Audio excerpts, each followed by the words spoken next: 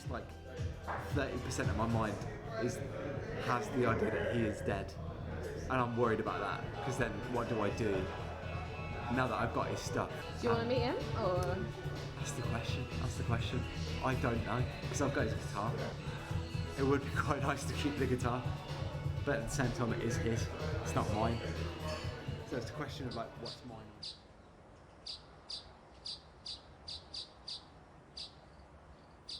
It's mid-February 2022, and out in the cold I find some belongings, but I have no idea who they belong to.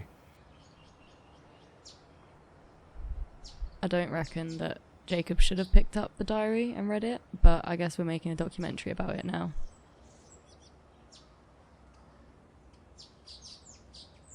At first we were worried about invading someone's privacy, but part of us wanted to know more, and curiosity took over.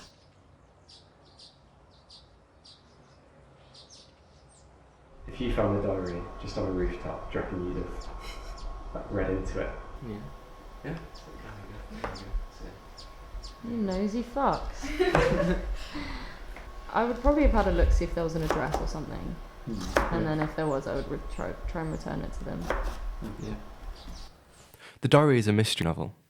It's full of unknown characters, unknown relationships, and even a soundtrack. The longer you read, the less you wanted to know who it was, and the more you wanted to talk about what he was like. Well, I really like his guitar. It's a really good guitar. The diary was a bit concerning. Seems like an egotistical prick who thinks the world revolves around him. He's very scientific. Yeah? He's short. He used to have a disease. But I never read this diary. You not? If you could ask Max one thing, what would you ask? I would ask if it's on purpose today. Leave his notebook on the room. I don't really give a shit about him. I wouldn't really ask him anything. I must have a million questions. You know what? They kind of if I could only ask him one, I feel like I kind of only want to ask him one anyway. It's a bit weird. Like just asking just how have you been doing? But I kind of just want to know almost what happens next in the kind of cynical way of where's the sequel?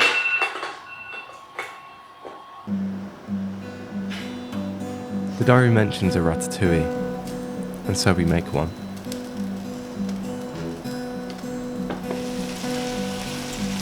Kind of works. It's quite nice. The soundtrack to the movie. Yeah.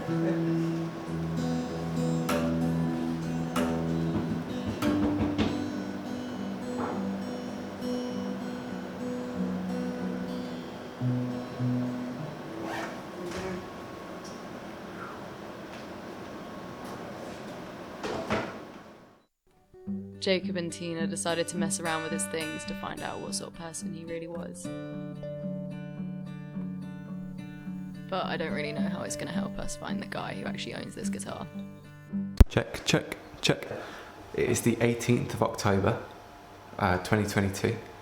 I believe I have just found the person who owns the guitar, and the diary, and the notebook, and the vinyl.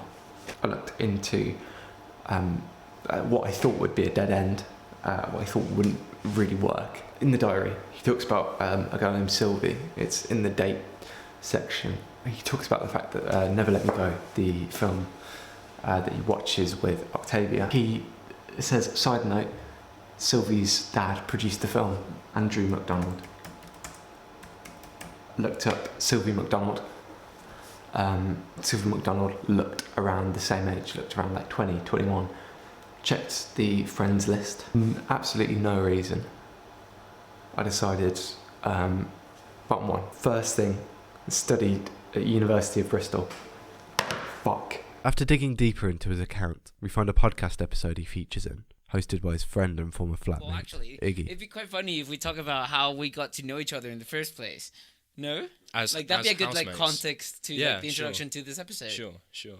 So, basically, we met on a Facebook classified like housing share group. I mean, I was under the impression you guys were two budding media students, and I was trying to kind of get a better impression through looking on your Facebook profiles as you do, like a stalker. What's Guatemalan for like bullshit? Pajas. Paja. So paja, it can mean masturbate. Paja also means lie. Ah, okay. Yeah, well, bullshit. Bullshit. Oh, Yeah. Fantastic. There we go. Perfect. Okay, back in it. Hit me. Can you tell us a bit about like your relationship with him, like when you guys lived together and? Living with him. Living with Mr. Maximus. He's very honest, and he uses his language well. He's very eloquent, and he's proud of that, which is good. Very much the vibe he gives is like, this is me, and this is what you get, and like it or not, with all my beliefs, his beliefs. I begin to see the crossover between them. They both have similar ideas about being a bit more awake towards social dynamics and towards culture and towards conditioning and the way you've been brought up your whole life, and then it's like start poking at things like, wait, why this, or like, why do you believe in that? At this moment, we began to see his memories flooding back. Sylvie I've met Sylvie once. There you go. Oh, okay. But like a one, was she in Bristol? Yeah. Yeah.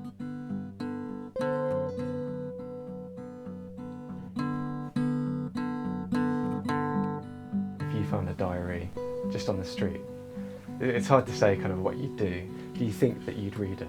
It's like someone's wallet. You won't flick through the entire wallet. You'll find the first name, your driving license, and like, oh, okay, cool. Like, you know how to find this person. You leave the wallet. Yeah. So you wouldn't do what we did. Well, it depends because yeah, but it's cool how like, I don't know, just from writing or some writings you get an impression of someone. Yeah. It's very easy, especially nowadays, to just label someone as something without actually having the patience and the empathy to sit down and be like, why do you think that way?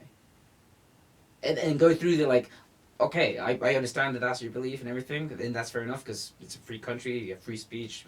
So I reached out after you reached out. Oh, yeah. So I sent him a message asking about his diary, and then there's a group of students asking about his diary. They want to interview me about it. I don't think he remembers about it. Well, at least as far as he told me. Kind of like what diary?